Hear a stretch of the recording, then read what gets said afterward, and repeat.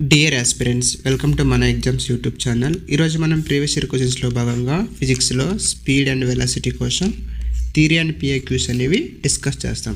First వచ్చేసరికి థియరీలో భాగంగా speed, velocity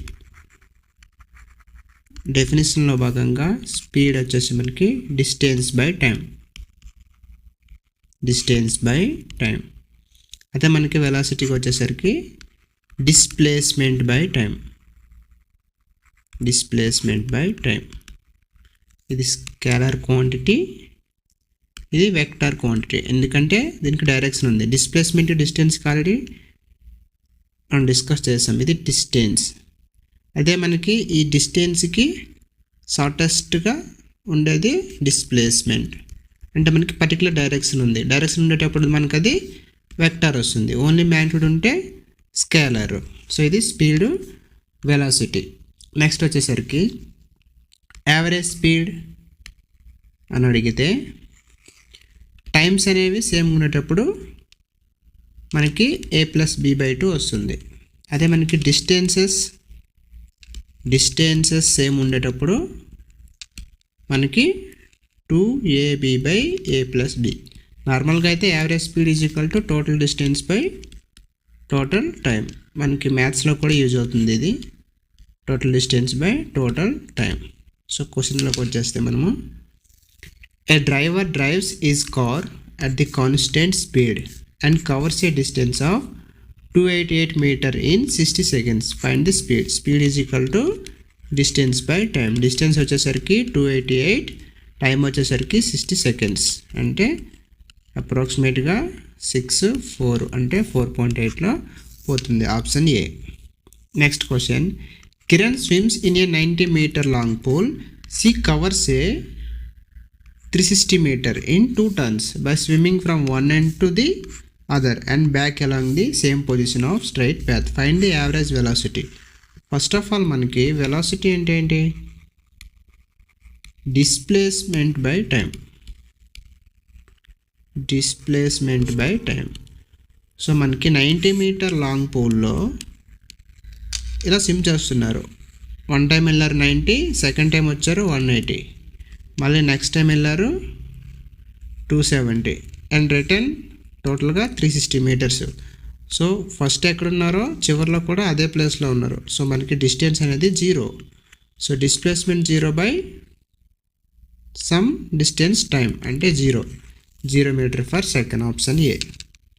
next question. The acceleration of an object is the change in its velocity per time.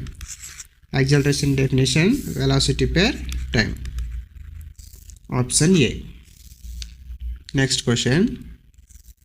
What is the rate of change of position of an object with respect to a frame of reference which is a function of time?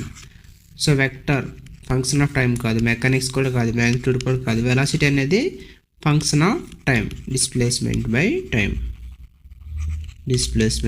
Time. Option C. Next question. A graph showing the velocity of an object over time is called acceleration. So అదే మనకి velocity time graph. Option A అనేది correct. Velocity time graph. Next question. Average speed and average velocity indicate the speed of the object. So మనకి at a particular stage of time, long distance, in short distance, during the given interval. Option D అనేది correct. During the given interval. at a particular stage of timeని మనం instantaneous అంటాము.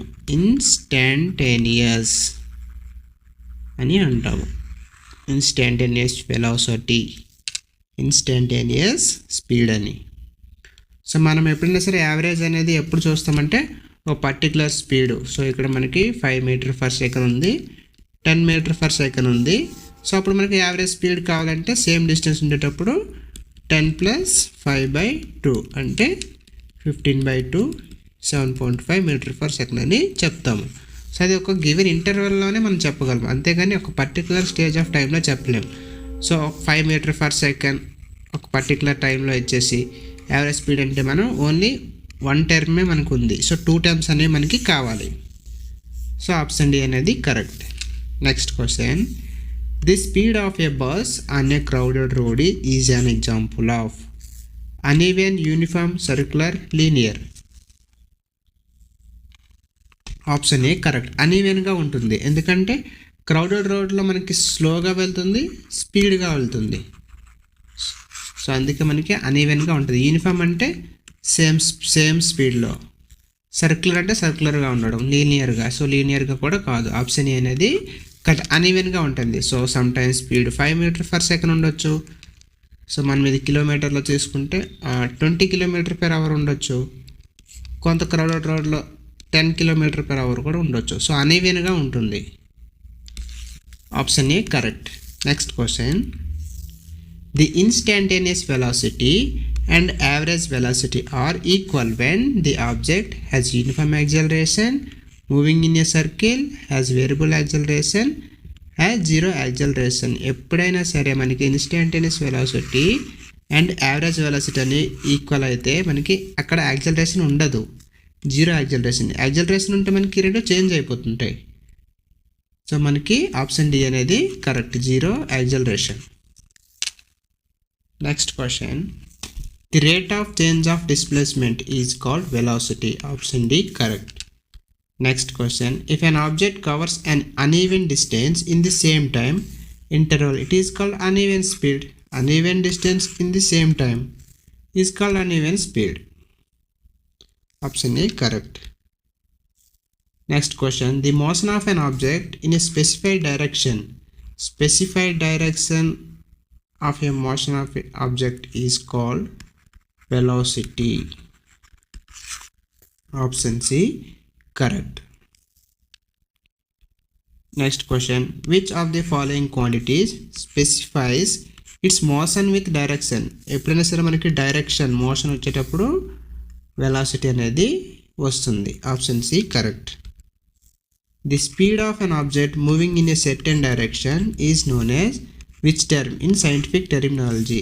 నీ direction ఒక certain డైరెక్షన్లో వస్తుందంటే అది వెలాసిటీ అవుతుంది.